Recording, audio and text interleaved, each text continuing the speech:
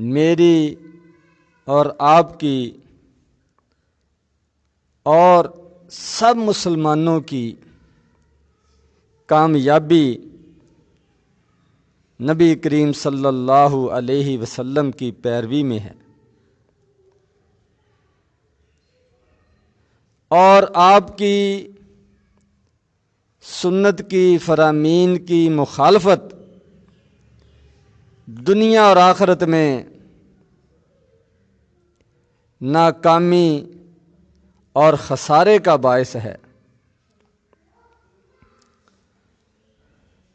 اللہ تبارک و تعالیٰ نے قرآن مجید میں کئی جگہ پر اپنے رسول صلی اللہ علیہ وسلم کی اطاعت کا، ان کی اتباع کا، ان کی پیروی کا حکم دیا ہے۔ ان کی سنت کی مخالفت سے، ان کے فیصلوں کی مخالفت سے منع فرمایا ہے۔ تو انہی آیات میں سے ایک آیت میں نے آپ کے سامنے تلاوت کی ہے۔ فرمایا اللہ تبارک و تعالیٰ نے وَمَا آتَاكُمُ الرَّسُولُ، کہ ہمارا رسول جو کچھ تمہیں دے دے، جس چیز کا تمہیں حکم دے، فَخُذُوهُ، اس کو پکڑ لو، اس کو اپنا لو، اس پر عمل کرو۔ وَمَا نَهَاكُمْ عَنْهُ فَانْتَهُوا، اور جس چیز سے روک دیں، منع کر دیں، اس سے رک جاؤ، باز آ جاؤ، اس کو چھوڑ دو۔ یہ اللہ تبارک و تعالیٰ کا حکم ہے۔ تو اس سے معلوم ہوا کہ نبی کریم صلی اللہ علیہ وسلم جس چیز کا حکم دیں اسی میں کامیابی ہے، اور جس چیز سے منع کریں اس کے چھوڑنے میں کامیابی ہے۔ اور مسلمان ہونے کا، کلمہ پڑھنے کا مطلب ہی یہ ہے کہ ایک اللہ کی عبادت کریں گے اور نبی کریم صلی اللہ علیہ وسلم کی اطاعت کریں گے۔ تو ایک مومن کی یہ صفت ہے، پہچان ہے کہ وہ ہر کام کرنے سے پہلے یہ دیکھتا ہے کہ اس بارے میں نبی کریم صلی اللہ علیہ وسلم کا اسوہ حسنہ کیا ہے، آپ کا حکم کیا ہے، آپ کی تعلیمات کیا ہیں۔ صحابہ اکرام کی زندگی اس حوالے سے ہمارے لیے نمونہ ہے کہ کس طرح انہوں نے نبی کریم صلی اللہ علیہ وسلم کی سنتوں پر، آپ کے فرامین پر، آپ کے احکامات پر عمل کیا، ان کو اپنایا، اور کتنا اس کا اہتمام کرتے تھے، اور ان کی مخالفت سے کتنا زیادہ وہ ڈرتے تھے۔ کئی ایک مثالیں احادیث کے اندر ذکر کی گئی۔ نبی کریم صلی اللہ علیہ وسلم نے خود فرمایا ہے، بخاری شریف کی روایت ہے، فرمایا میری اور تمہاری مثال ایسی ہے جیسے کسی قوم کو کوئی ڈرانے والا ڈرائے، بتائے، خبردار کرے کہ دشمن جو ہے وہ تمہارے خلاف اپنی فوجیں جمع کر رہا ہے، تم پر حملہ کرنے والا ہے، اس لیے اپنا بچاؤ، اس کا انتظام کر لو۔ تو جو لوگ اس کی بات کو سنیں، اس کی بات کو اہمیت دیں اور وہاں سے نکل جائیں، جگہ کو چھوڑ دیں تاکہ دشمن اچانک حملہ نہ کرے، اور اگر کرے بھی تو اس کے نقصان سے بچ سکیں، تو فرمایا وہ تو بچ جائیں گے، کامیاب ہو جائیں گے، نجات پا جائیں گے۔ اور جو اس ڈرانے والے، خبردار کرنے والے کی بات کو اہمیت نہ دیں، وہ دشمن کے ہتھے چڑھ جائیں گے، اپنا نقصان کریں گے۔ تو فرمایا میری اور تمہاری مثال ایسے ہی ہے۔ یہ نبی کریم صلی اللہ علیہ وسلم نے ہمیں سمجھایا، فرمایا کہ میں بھی تمہیں ڈرانے کے لیے آیا ہوں، انا النذیر العریان، واضح طور پر دو ٹوک الفاظ میں تمہیں خبردار کرنے کے لیے آیا ہوں کہ یہ زندگی مختصر ہے، عارضی ہے، اس کے بعد آگے بڑے بڑے امتحان ہیں، عذاب ہیں، سزائیں ہیں، حساب کتاب کا معاملہ ہے، بڑے سخت مراحل آ رہے ہیں۔ تو ان سے بچنے کے لیے ابھی انتظام کر لو، اس کے بارے میں سوچو۔ پھر آپ نے بتایا بھی کہ کیسے انتظام ہونا ہے، عذاب سے کیسے بچ سکتے ہیں،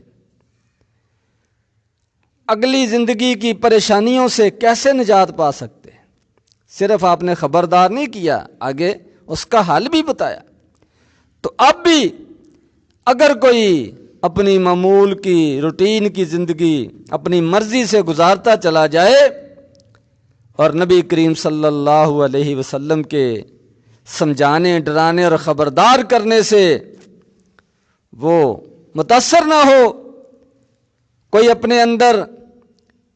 اصلاح اور تبدیلی پیدا نہ کرے، تو پھر اس کا انجام بھی اسی طرح ہوگا جس طرح دشمن جو ہے وہ کسی قوم پر حملہ کرتا ہے اور ان کا نقصان کرتا ہے، اور وہ بے خبری میں، بلکہ ان کو اطلاع ہو چکی تھی، اپنی سستی اور کوتاہی کی وجہ سے اپنا نقصان کر بیٹھتے۔ تو اس حدیث سے بھی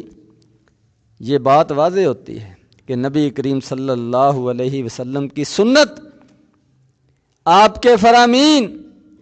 آپ کی احادیث، آپ کی تعلیمات، یہ ہمارے لیے بچاؤ کا ذریعہ ہے، اگلی لمبی زندگی اس کی مشکلات سے بچنے کا ذریعہ ہے، نقصان سے بچنے کا ذریعہ ہے۔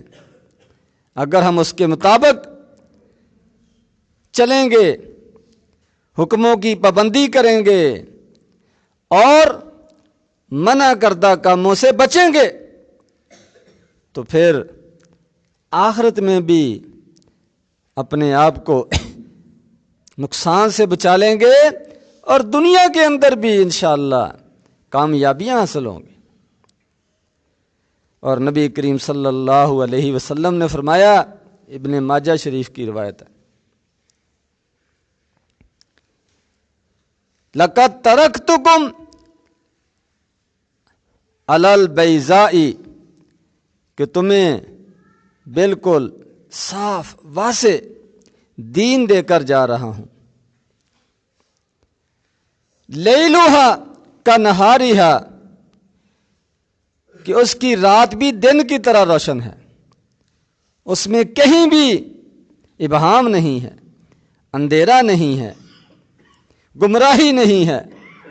ہر چیز واضح، کیا حرام ہے کیا حلال ہے، زندگی کیسے گزارنی، کون سے کام کرنے ہیں، کن سے بچنا ہے، سب بتا دیا۔ تو فرمایا اب بھی اگر کوئی اس سے ہٹتا ہے تو ہلاکت اس کا مقدر بنے گی، سب کچھ نظر آنے دیکھنے کے باوجود اگر کوئی گڑھے میں گرتا ہے، کسی چیز کے ساتھ ٹکراتا ہے، تو اس کی اپنی بیوقوفی ہے، اپنی کم عقلی ہے۔ دین بالکل واضح ہے۔ نبی کریم صلی اللہ علیہ وسلم نے کامیابی کے تمام راستے بتا دیے، زندگی گزارنے کے تمام اصول بیان کر دیے۔ اب اگر کوئی جاننے کے باوجود اس پر عمل نہیں کرتا، اس کی پیروی نہیں کرتا، تو وہ اپنا نقصان خود کرے گا، اپنے نقصان کا خود ذمہ دار ہوگا۔ یہ نبی کریم صلی اللہ علیہ وسلم نے واضح فرمایا۔ اور صحابہ کرام نے کیسے چھوٹے چھوٹے معاملات میں جب پتہ چل جائے کہ نبی کریم صلی اللہ علیہ وسلم کا یہ حکم ہے، آپ کی سنت ہے، تو کس طرح انہوں نے اس کو مضبوطی کے ساتھ پکڑا، تھاما، اس پر عمل کیا، اور اپنی خواہشات کو دبایا، اپنی عقل کو ایک سائڈ پر کر دیا کہ جب نبی کریم صلی اللہ علیہ وسلم کا حکم آ گیا تو اب اس پر ہی عمل کریں گے، اس کے مطابق ہی چلیں گے۔ صحابہ اکرام کی زندگی ہمارے لیے اس حوالے سے نمونہ ہے، اس میں بے شمار مثالیں ہیں سمجھنے کے لیے۔ حضرت عمر رضی اللہ تعالیٰ عنہ کا مشہور واقعہ ہے کہ حجر اسود، اس کو عمرے کے موقع پر، حج کے موقع پر، طواف کے موقع پر بوسہ دیتے ہیں، اور ساتھ یہ وضاحت کرتے ہیں کہ مجھے پتہ ہے تو ایک بے جان پتھر ہے، کوئی نفع کوئی نقصان یہ تیرے ہاتھ میں نہیں ہے، میں صرف اس لیے بوسہ دے رہا ہوں کہ میں نے نبی کریم صلی اللہ علیہ وسلم کو بوسہ دیتے ہوئے دیکھا ہے۔ آپ کی سنت کی وجہ سے، آپ کے عمل کی وجہ سے، اس پر عمل کرتے ہوئے ہم حجر اسود کو بوسہ دیتے ہیں۔ یہ سنت کی پیروی اور اس سے محبت، اس کا اظہار ہے، واضح ثبوت ہے۔ سیدنا معاویہ رضی اللہ تعالیٰ عنہ کا واقعہ ہے کہ انہوں نے بیت اللہ کا جب طواف کیا تو چاروں اس کی جو کونے ہیں، نکرے ہیں، ان کو ہاتھ لگایا، چھوا، تو عبداللہ بن عمر رضی اللہ تعالیٰ عنہ فرمانے لگے کہ آپ چاروں کونوں کو کیوں چھو رہے ہیں؟ انہوں نے کہا یہ اللہ تبارک و تعالیٰ کا گھر ہے، سارے کا سارا بابرکت ہے، تو اس کو کوئی بھی کونا، کوئی بھی جگہ چھوڑنے کے لائق نہیں ہے۔ انہوں نے کہا عبداللہ بن عمر رضی اللہ تعالیٰ عنہ کہ آپ کی بات درست ہے، لیکن نبی کریم صلی اللہ علیہ وسلم نے صرف 2 کونوں کو ہاتھ لگایا، 2 کو نہیں چھوا۔ رکن یمانی اور حجر اسود، ان 2 کونوں کو آپ چھوتے تھے اور حجر اسود کو بوسہ بھی دیتے تھے، یہ بھی ایک کونے کے اندر رکھا ہوا ہے۔ تو اگلے جو 2 کونے ہیں جسے رکنین شامی یہی نہیں کہتے ہیں، شام کی طرف والے جو 2 کنارے بیت اللہ کے کونے ہیں، ان کو نبی کریم صلی اللہ علیہ وسلم نہیں چھوتے تھے، ان کو ہاتھ نہیں لگاتے تھے۔ تو فوراً معاویہ رضی اللہ تعالیٰ عنہ کہنے لگے کہ آپ نے درست فرمایا، آپ کی بات درست ہے، اسی پر عمل ہونا چاہیے۔ جب نبی کریم صلی اللہ علیہ وسلم نے بیت اللہ کے 4 کونوں میں سے 2 کو ہاتھ لگایا ہے، 2 کو نہیں لگایا، تو انہی 2 کو لگانا چاہیے جن کو نبی کریم صلی اللہ علیہ وسلم نے ہاتھ لگایا ہے۔ اپنی مرضی، اپنی خواہش، اپنی سمجھ کے ساتھ اس طرح فیصلے کرنا درست نہیں ہے۔ انہوں نے فوراً تسلیم کی۔ یہ تھا نبی کریم صلی اللہ علیہ وسلم کی سنت کے ساتھ آپ کے اسوہ کے ساتھ صحابہ اکرام کا محبت کا اظہار، اور علماء کرام نے اس کی حکمت بھی بیان کی ہے کہ آخر بیت اللہ کے 2 کونوں کو ہاتھ لگایا اور 2 کو نہیں لگایا، نہیں چھوا، اس کی کیا حکمت ہے، کیا وجہ ہے؟ تو ویسے تو حکمت نہ بھی سمجھ آئے تو نبی کریم صلی اللہ علیہ وسلم کا عمل ہی ہمارے لیے کافی ہے، لیکن حکمت بھی بیان کرنے والوں نے کی ہے کہ وہ اصل میں جو دوسرے 2 کونے ہیں جن کو ہاتھ نہیں لگایا وہ اپنی اصل جگہ پر نہیں ہیں۔ جب بیت اللہ کی قریش نے اپنے دور میں دوبارہ تعمیر کی تھی تو ان کے پاس وہ جمع کردہ جو رقم تھی وہ کم پڑ گئی، تو انہوں نے تھوڑی سی جگہ چھوڑ دی، اس کو چھوٹا کر دیا، اس کے جو اصل جگہ تھی کونوں کی ان کو چھوڑ کر تھوڑا سا آگے کر کے بنا دیا، اور اس خالی جگہ کو حتیم کہتے ہیں، وہ بیت اللہ سے باہر رہ گئی، حالانکہ وہ بیت اللہ کا حصہ تھی۔ اس لیے نبی کریم صلی اللہ علیہ وسلم ان کونوں کو ہاتھ نہیں لگاتے تھے، کیونکہ ان کو اگر ہاتھ لگائیں گے تو ادھر سے گزریں گے تو پھر بیت اللہ کا پورا طواف نہیں ہو سکے گا، وہ حتیم کی جو جگہ باہر ہے وہ رہ جائے گی۔ اس لیے نبی کریم صلی اللہ علیہ وسلم نے ان رکن یمانی حجر اسود جو اپنی اصلی جگہ پر ہیں ان کو ہاتھ لگایا، دوسرے کونوں کو ہاتھ نہیں لگایا۔ تو مقصد بات کرنے کا یہ ہے کہ صحابہ اکرام کو جیسے پتہ چلتا ہے کہ نبی کریم صلی اللہ علیہ وسلم کا یہ عمل ہے، یہ سنت ہے، یہ طریقہ ہے، فوراً اس کے مطابق وہ اس کو اپناتے، عمل کرتے۔ اسی طرح بخاری شریف کے اندر ہے، نبی کریم صلی اللہ علیہ وسلم نے اپنی ایک خواہش کا اظہار کیا اسی بیت اللہ کے متعلق کہ میرا دل کرتا ہے کہ بیت اللہ کو اس کی اصلی جو شکل تھی، جگہ تھی، اس کے مطابق اس کو بنا دوں، حتیم کو بیت اللہ کے اندر شامل کر کے اس کی دیواروں کو پیچھے کر دوں اور اس کا دروازہ بھی زمین کے برابر کر دوں، بہت اونچا ہے، اور دروازے بھی 2 بنا دوں تاکہ لوگ اس کے اندر آ جا سکیں اور ان کو آسانی ہو، مشکل نہ ہو۔ لیکن فرمایا کہ صرف اس لیے میں یہ نہیں کر رہا کہ لوگ مکے والے بڑے بڑے وہ ابھی نئے نئے مسلمان ہوئے، جنہوں نے یہ بنایا تھا وہ زندہ ہیں، وہ شاید یہ سمجھیں گے کہ ہماری مخالفت میں یہ سارا کچھ ہو رہا ہے، کہیں وہ بد دل نہ ہو جائیں، مرتد نہ ہو جائیں، دین نہ چھوڑ کر چلے جائیں۔ ان کو بچانے کے لیے، ان کے دین کو بچانے کے لیے، ان کو فتنے سے بچانے کے لیے میں یہ کام نہیں کر رہا۔ تو حضرت عبداللہ بن زبیر رضی اللہ تعالیٰ عنہ، ان کو اللہ تبارک و تعالیٰ نے کچھ عرصے کے بعد اقتدار دیا، تو انہوں نے کہا کہ چلو اب تو حالات نارمل ہیں، بہتر ہیں، کیوں نہ میں نبی کریم صلی اللہ علیہ وسلم کی خواہش پر عمل کرتے ہوئے اس بیت اللہ کو دوبارہ تعمیر کروں، اس کے 2 دروازے بنا دوں، حتیم کو بیت اللہ کے اندر شامل کر دوں، دروازے کو زمین کے برابر کر دوں، سیڑھیاں ختم کر دوں تاکہ اوپر نہ چڑھنا پڑے، آنے جانے میں آسانی ہو، سارے لوگ اندر جا سکیں، زیارت کر سکیں، عبادت کر سکیں۔ تو نبی کریم صلی اللہ علیہ وسلم کی خواہش کا ان کو پتہ چلا تو اس پر رسک لے کر انہوں نے یہ عمل کیا۔ صرف سنت،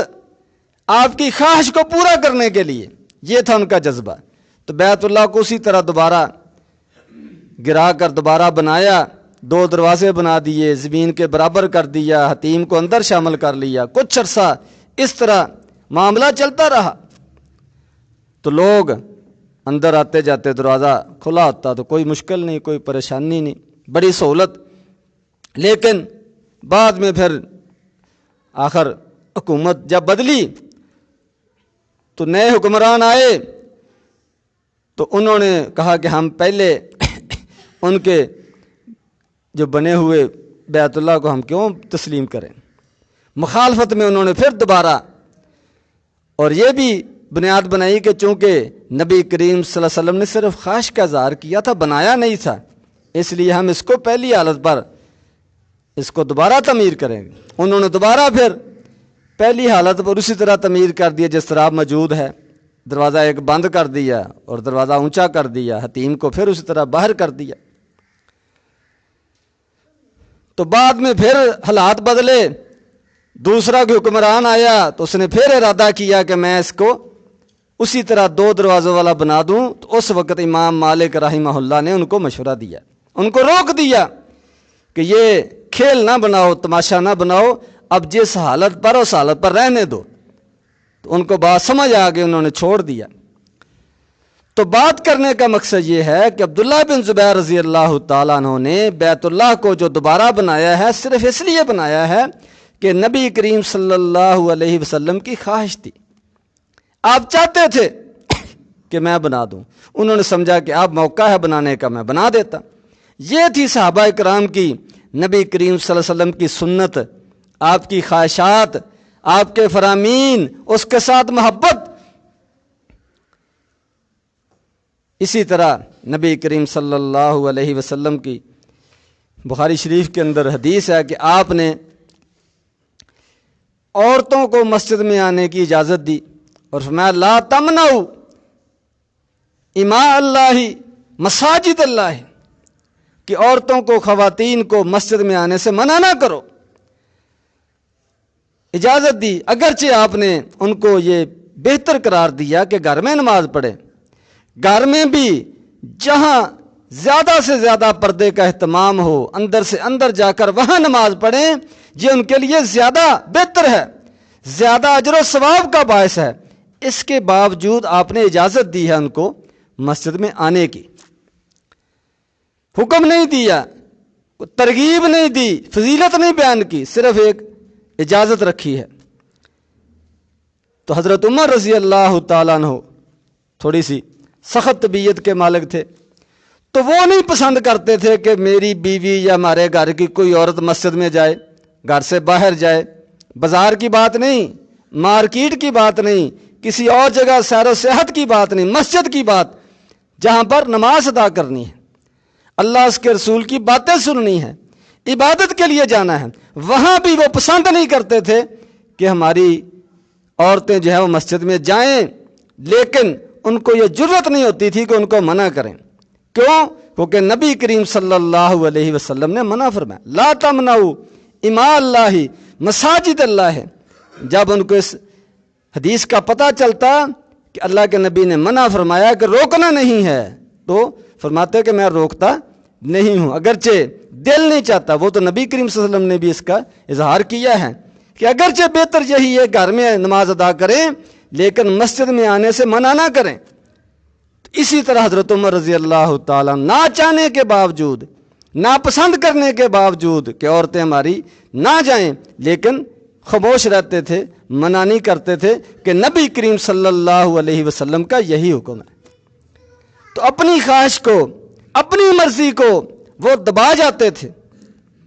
ایک طرف رکھ دیتے تھے کہ جہاں نبی کریم صلی اللہ علیہ وسلم کا حکم آ گیا، آپ کی سنت آ گئی،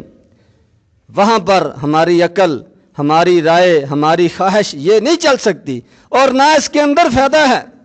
سراسر نقصان ہے۔ اور اس طرح کی مثالیں موجود ہیں جس میں تھوڑی سی غلطی ہوئی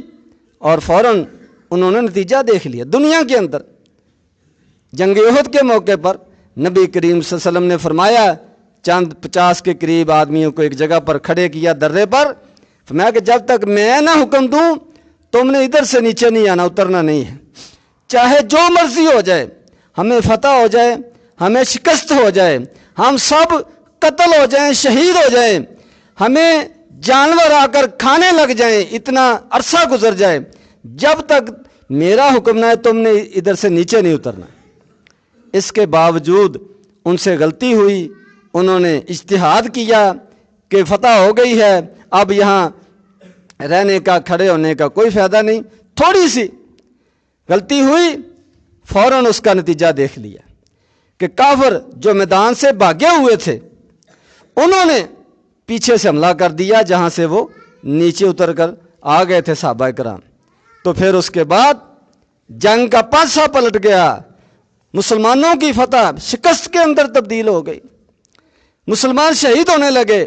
نبی کریم صلی اللہ علیہ وسلم بھی زخمی ہو گئے۔ تو تھوڑی سی سنت سے، آپ کے حکم سے پیچھے ہٹیں تو دنیا کے اندر بھی اس کا نقصان ہوتا ہے اور آخرت کے اندر بھی اس کا نقصان ہے۔ اس لیے ہم سب کو نبی کریم صلی اللہ علیہ وسلم کی سنت کے ساتھ، آپ کے احکامات کے ساتھ، آپ کی تعلیمات کے ساتھ محبت کرنی چاہیے اور اسی کے اندر اپنی دنیا اور آخرت کی کامیابی سمجھنی چاہیے، اور اس کی مخالفت میں دنیا اور آخرت کا نقصان یہ اپنے سامنے رکھنا چاہیے۔ اللہ تبارک و تعالیٰ مجھے اور آپ کو سمجھنے کی، عمل کرنے کی توفیق عطا فرمائے۔ وآخر دعوانا ان الحمد للہ رب العالمین۔